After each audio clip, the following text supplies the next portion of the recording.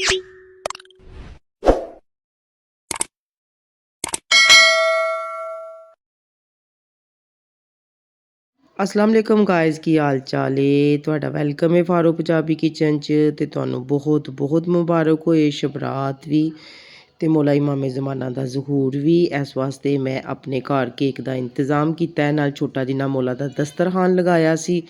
बस इस नीयत दे विच कि मौला मैनू अपना वड्डा जिहा घर देन ते मैं उत्थे बहुत वड्डा इंशाअल्लाह बहुत वड्डा जश्न करांगी।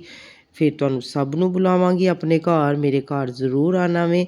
ते इस दिन रोज़े दी भी बहुत फजीलत है ते इस वास्ते रोज़ा भी रखेआ होया है। छोटा सारा इंतज़ाम भी कीता होया, मौला अपनी बारगाह च इनू कबूल करन।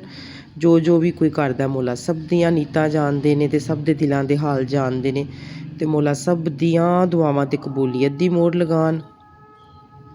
ते मैं छोटा जिन्ना इंतज़ाम कीता है, मौला अपनी बारगाह च इनू कबूल करन। ते तुहाडी आपी ने रोस्ट भी बनाया सी ते माशाअल्लाह बड़ा मज़ेदार रोस्ट बनेआ है। ओह् मैं ओह्दी रैसिपी दित्ती होई है, इंशाअल्लाह कल मिलेगी तुहानू ओह्दी रैसिपी भी। किसी ने मैनू कहा सी कि सानू ओह्दी रैसिपी भी दवो ते मैं ओह्दी भी दे दित्ती है दोबारा रैसिपी। इंशाअल्लाह कल ओह् भी तुहानू वीडियो आ जाएगी। बाकी अपना बहुत ज़्यादा ख्याल रखियो। अल्लाह हाफिज़।